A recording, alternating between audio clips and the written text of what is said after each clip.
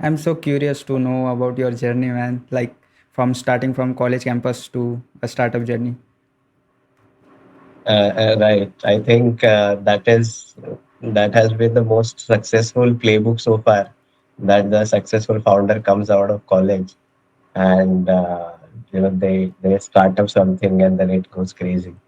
That is the standard success template that has been taught and published everywhere. But that is the most difficult, and the failure rate of starting up from college and then going on to having a very successful business is very very low, Mm-hmm.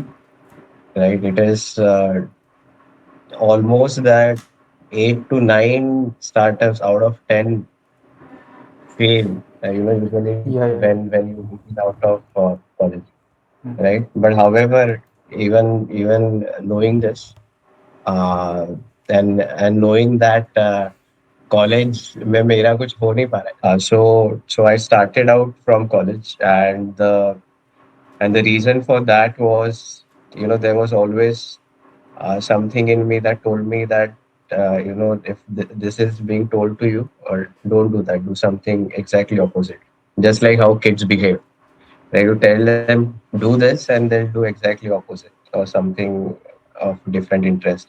So that has been me throughout. And yeah, so going by the school textbook or college textbook was never my thing. And the best thing to do or try out in business term was digital marketing, right? I had a lot of interest in the social media world since a very long time, right? And so to monetize this, I started freelancing.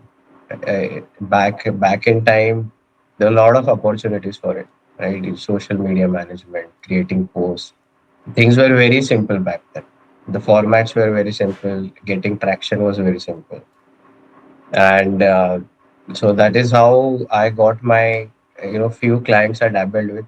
So there was always an hesitation from client side. This person is very new, very young. What probably he'll do about it, which is true. I had no experience, but I told them transparently that this is my experience and that this is how I can deliver. And they were comfortable about it because I wasn't charging much to them anyways. That wasn't the objective to earn money, but yeah, the objective was to experience it. So when I started freelancing, then I realized that the usual complaint used to be that we have invested this many into ads or this many posts have been sent out. However, we are not able to get that traction.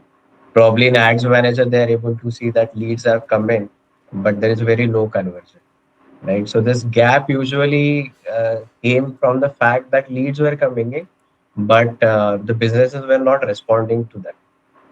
Right? Probably through phone calls or WhatsApp messages, they weren't responding. The leads used to get lost in their inbox, right?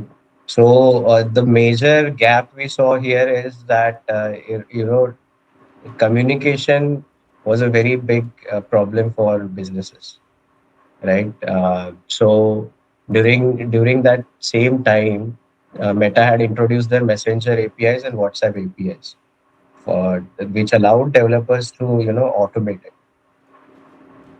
So I thought that this is something uh, which is the problem is right in front of you, and something needs to be done about it.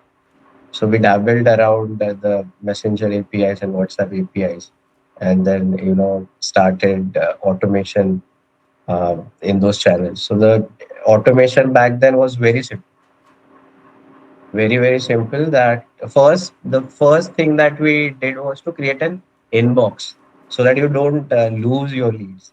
And we created a very simple inbox. We connected Facebook Messenger and Instagram first, and later came in WhatsApp. So now the business had a bird's eye view of what's going on, right? And then we took it a step ahead by automating it, right? So uh, the concept of AI back then was very rule based, right? Very basic. It was based on just logics. You know that if this happens, then this should happen. If this happens, that is what AI was back then.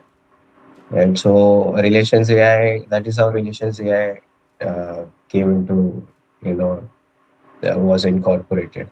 And it was pre-GPT era, when relations AI was launched. And since then, a lot of things have changed in the AI landscape. We began from rule-based. Now came the Gen AI, AI agents and agentic AI. So I have seen this from, very basic low level AI to what it is today, right? The AI that it is today is very impressive, and the progress that we have seen in last 5 years has been tremendous. Right? Every day is a new surprise. Right? So yeah, that has been, how relations AI started and how I got into this space.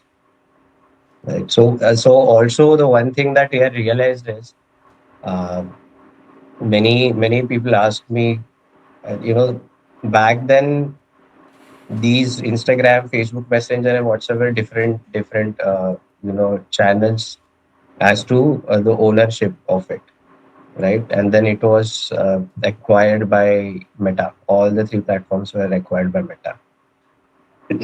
So back then it was like, if at all we have to create a business, it shouldn't rely highly on some other entity, right?